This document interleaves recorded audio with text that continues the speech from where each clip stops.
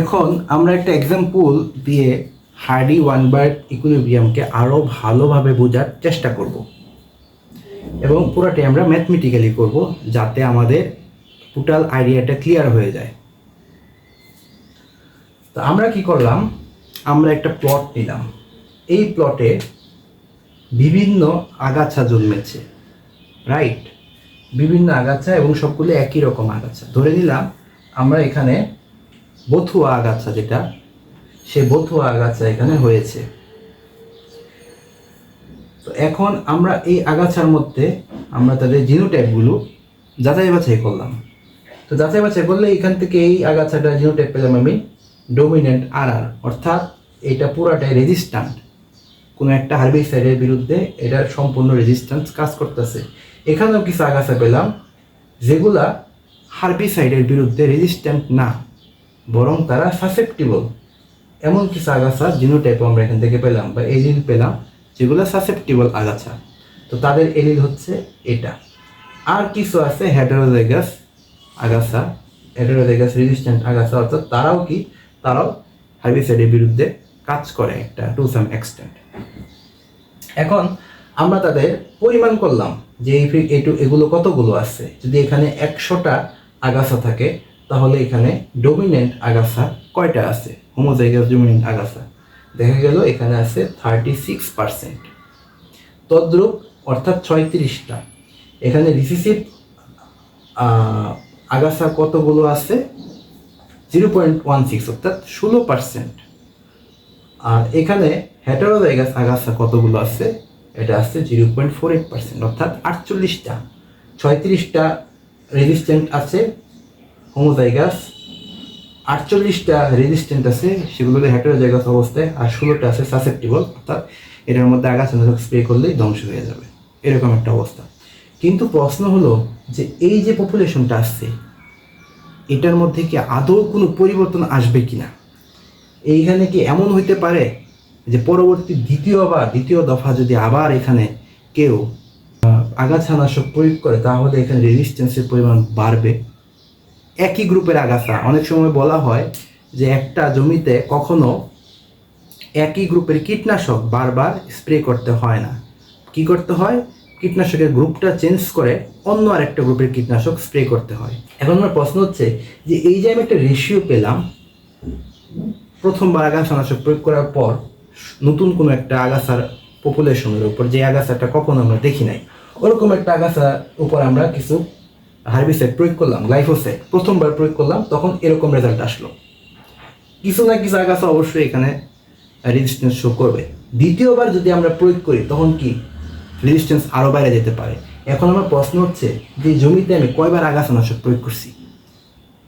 একবার তো করছি, না হলে তো রেজিস্ট্যান্স আসবে না। আমি কি দ্বিতীয়বারও করছি কিনা আগাছানাশক প্রয়োগ, সেটা আমরা দেখবো। কারণ দ্বিতীয়বার যদি আগাছানাশক প্রয়োগ করি তাহলে এগুলো মারা যাবে সবগুলা।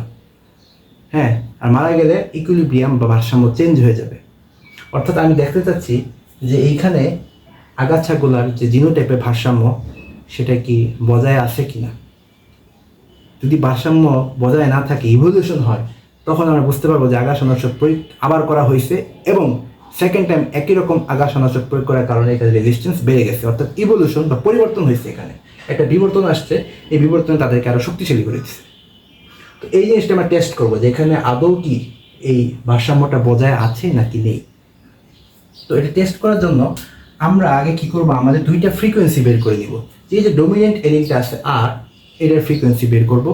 তারপর রিসিসিভ এলিল যেটা আছে স্মল আর, এটার ফ্রিকোয়েন্সি বের করব। তো এখানে ডমিনেন্ট এলিলের ফ্রিকোয়েন্সিটা কিভাবে বের করব?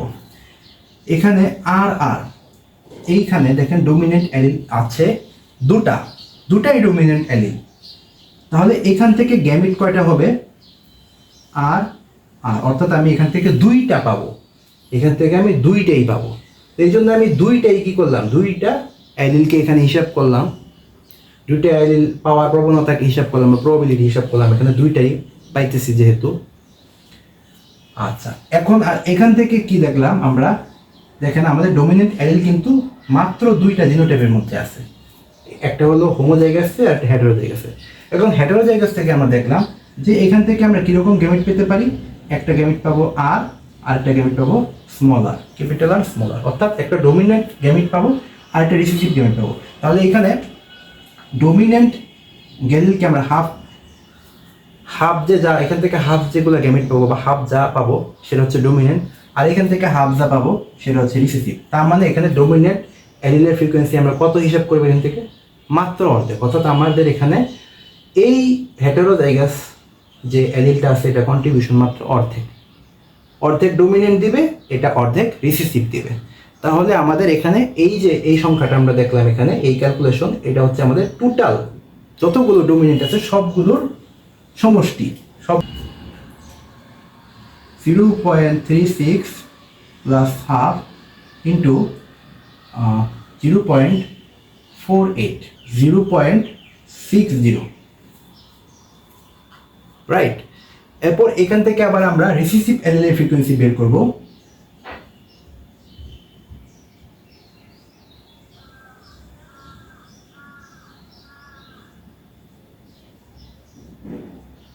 রিসিসিভ অ্যালিলের ফ্রিকোয়েন্সি হচ্ছে কিউ, সেটাও কি হবে তদ্রূপ। আমরা এই হিসাবটা করব। রিসিসিভ অ্যালিল হচ্ছে 0.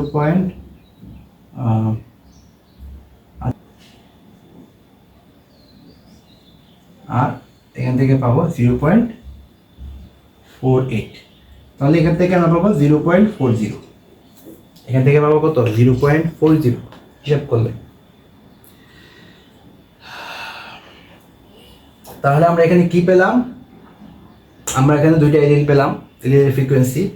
এখন আমরা এই হার্ডি ওয়াইনবার্গের যে ফর্মুলাটা আছে এই যে এইখানে আমরা এই ভ্যালুগুলো বসাবো। অর্থাৎ এখান থেকে আমরা, আচ্ছা আমরা আগে একটু জেনে নেই মনে আছে কিনা। পি স্কোয়ার কাকে রিপ্রেজেন্ট করে? পি স্কোয়ার রিপ্রেজেন্ট করে আর কে, কিউ স্কোয়ার রিপ্রেজেন্ট করে স্মলার কে, আর 2pq কাকে রিপ্রেজেন্ট করে? ক্যাপিটাল আর স্মলার কে। এটা তো আমরা জানি, অনেক আগেই দেখছি। তো আমরা এখন এগুলোর ভ্যালু বের করব। তাহলে এখানে আমরা পি স্কোয়ারটা বের করি। P square plus 2pq plus q square. তো এখানে পি স্কোয়ার মানে 0.6%, মানে 0.6 হোল স্কোয়ার, 2 ইন্টু 2pq, অর্থাৎ পি এর মান 0.6 গুণ 0.4 এবং কিউ হচ্ছে 0 এত।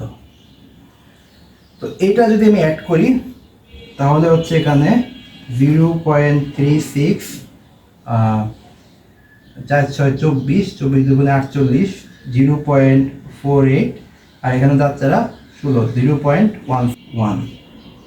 অর্থাৎ কি এই ফর্মুলা ইকুয়াল টু আমরা পাচ্ছি 1। তো আমাদের অবজার্ভ ভ্যালুতে কি কি আসতেছিল? আমাদের আর, তারপর হচ্ছে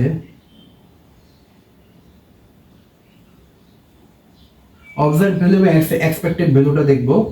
অবজার্ভ ভ্যালু হচ্ছে 0.36, 0.48, 0.16, আর এক্সপেক্টেড ভ্যালু হচ্ছে 0.36 ক্যালকুলেট করার পর এখানে আসতেছে 0.48, এখানে আসতেছে 0.16।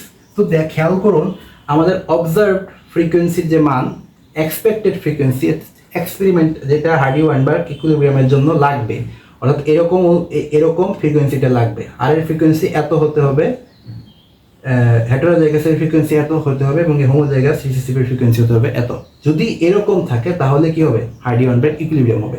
এখন দেখা যাবে আমাদের এক্সপেক্টেড মানটা অবজার্ভ মানের সাথে মিলে কিনা। দেখা যাচ্ছে যে হ্যাঁ মিলতেছে। তার মানে আমরা যেই প্লটটাকে অবজার্ভ করলাম এই প্লটটাতে এখন পর্যন্ত ওই ভারসাম্যটা বজায় আছে। অর্থাৎ এখন পর্যন্ত এখানে গ্লাইফোসেট যেটা হার্বিসাইড দ্বিতীয়বার প্রয়োগ করা হয় নাই। তার মানে এখানে সহজে এটার মান বাড়বে না বা এটার মান কমবে না, এটা দীর্ঘদিন পর্যন্ত অক্ষুণ্ণ থাকবে। হঠাৎ করে কি করা হলো যে এই জমিতে দ্বিতীয়বার একই গ্রুপের হার্বিসাইড ব্যবহার করা হলো। ব্যবহার করলে আমরা এখানে পেলাম, এটার ফ্রিকোয়েন্সি পেয়ে গেলাম 0.50। তো আমরা এরকম একটা ফ্রিকোয়েন্সি পেলাম দ্বিতীয়বার আগাছানাশক প্রয়োগ করার ফলে। অর্থাৎ দ্বিতীয়বার আগাছানাশক প্রয়োগ করলে আমরা অবশ্যই কি সেটা বুঝতে পারবো যে রেজিস্ট্যান্সের পরিমাণ অনেক কারণে বেড়ে যেতে পারে। তো সেটা বাড়লো কিনা, অর্থাৎ এখানে ইভলিউশন হলো কিনা, অর্থাৎ এই যে আগাছাগুলো সেগুলো ইভলভ করলো কিনা। আমরা জানি ইভলভ করলে আমরা এদেরকে পরবর্তীতে ধ্বংস করতে পারবো না, ধ্বংস করা কঠিন হবে। তো সেই ঘটনাটা এখানে হলো কিনা আমরা তাদের এই ফ্রিকোয়েন্সি টেস্ট করে সেটা বুঝতে পারবো। তাহলে এখানে দেখেন আর এর পরিমাণ কত, 0.5 হাফ, এবং এটার পরিমাণ কত, 0.20। তারপর এইখান থেকে আমরা ফ্রিকোয়েন্সি কত পাইতে পারি, 0.30 প্লাস হাফ 0.20, তাহলে এখান থেকে পাবো আমরা 0.40। তো দুইটা ফ্রিকোয়েন্সি বের করে নিলাম। ওকে, এখন আমরা এটা ফর্মুলার ভিতরে টেস্ট করব, এটাকে ফর্মুলা দিয়ে টেস্ট করব যে এটা কি আদৌ ইকুইলিব্রিয়ামের মধ্যে আছে কিনা। এখন আমরা এটা অবজার্ভ ভ্যালু, এখন আমরা এক্সপেক্টেড ভ্যালুটা বের করব। এক্সপেক্টেড ভ্যালুটা বের করার জন্য আমাদের আগে বের করতে হবে পি স্কোয়ার। তাহলে এখানে পি স্কোয়ার কত আসবে, পি এর মান হচ্ছে 0.60, তাহলে 0.60 হোল স্কোয়ার 0.36। তারপর কিউ স্কোয়ার হলো 0.40 হোল স্কোয়ার 0.16, এবং 2pq equal to 2 into 0.6 into 0.4, তাহলে হলো 4 6 24, 24 দুগুণে 48, অর্থাৎ 0.48। তো আমরা যদি এগুলো এখন অ্যাড করি, p square plus 2pq plus q square কত আসে, 0.36, 0.16, 0.48, ভ্যালুটা আসতেছে 1। কিন্তু মজার ব্যাপার হচ্ছে এই যে হার্ডি ওয়াইনবার্গের সূত্র, p square plus 2pq plus q square equal to 1 হয়ে গেল। 1 হয়ে গেলে যে এখানে ইকুইলিব্রিয়াম আসছে সেটা কিন্তু ধারণা করা ভুল। কেন ভুল, আমরা একটু টেস্ট করব। Observe and expected. তো অবজার্ভ ভ্যালুতে আমাদের কি কি আছে, আর এর পরিমাণ, হোমোজাইগাস যে হোমোজাইগাস রেজিস্ট্যান্স যেটা, সেটা হচ্ছে 0.5। এরপর হেটারোজাইগাস রেজিস্ট্যান্স আসতেছে 0.2। তারপর হোমোজাইগাস সাসেপ্টিবল যেটা, এটা হচ্ছে 0.30। কিন্তু আমাদের এক্সপেক্টেড ভ্যালুতে আমরা কি দেখতেছি, এক্সপেক্টেড ভ্যালুতে পাচ্ছি আমরা 0.36 হচ্ছে পি স্কোয়ার মানে হচ্ছে আর, এটা আমরা জানি, কিন্তু পি স্কোয়ার মানে কি আর। তারপর হচ্ছে কিউ স্কোয়ার মানে হচ্ছে এই স্মল আর, সেটা কত পাচ্ছি আমরা 0.16, এবং যে হেটারোজাইগাস যেটা আছে সেটার ফ্রিকোয়েন্সি কত পেয়েছি আমরা 0.48। দেখেন তো এইখানে যে ভ্যালুগুলো, এটার সাথে কি এটার কোনো সামঞ্জস্য আছে? অবজার্ভ ভ্যালুগুলো আমাদের যে এই ভ্যালুটা যদি বজায় থাকতো, অর্থাৎ এই ভ্যালুটা যদি আমরা সাস্টেইন করতো, এই মানগুলো যদি জিনোটাইপের এই মানগুলো যদি সাস্টেইন করতো, তাহলে আমরা বলতে পারতাম যে এখানে কোনো বিবর্তন হয় নাই। কিন্তু দেখা গেল আমরা যে অবজারভেশনে পেলাম সেটা কি, এই ভ্যালুগুলো এখানে সাস্টেইন করলো না। দেখা গেলো এখানে 0.16, এখানে হঠাৎ করে রিসিসিভ এলিল বেশি। তারপরে এখানে দেখেন ডোমিনেন্ট এলিলগুলো দেখেন রিসিসিভ কম, ডোমিনেন্ট এলিলগুলো কিন্তু বেড়ে গেল, তাই না? একটু খেয়াল করেন এখানে এই যে সাসেপ্টিবল যে ভ্যারাইটিটা ছিল আমাদের অবজার্ভ, সেটা কিন্তু কি ভিন্ন আসছে, রাইট? সাসেপ্টিবল ভ্যালুটা ভিন্ন আসছে। তার মানে কি এখানে আসলে ইকুইলিব্রিয়াম নাই। এই পপুলেশনের মধ্যে কোনো একটা কারণে যে ফ্রিকোয়েন্সি আছে এগুলোর ফ্রিকোয়েন্সি কি নষ্ট হয়ে গেছে। তার মানে কি আমরা বলতে পারি এখানে একটা ইভলিউশন আসবে। এই ইভলিউশন হওয়ার জন্য দায়ী কি হতে পারে, সিলেকশন, আর্টিফিশিয়াল, যেহেতু হার্বিসাইড দিয়ে প্রয়োগ করছি, আর্টিফিশিয়াল সিলেকশন কাজ করতে পারে এখানে। আরেকটা কি কাজ করতে পারে, জেনেটিক ড্রিফট, আরেকটা হলো মিউটেশন, এগুলো এখানে কাজ করতে পারে। এবং এগুলো হওয়ার কারণেই এই ভ্যালুটা কি হয়ে গেছে, চেঞ্জ হয়ে গেছে।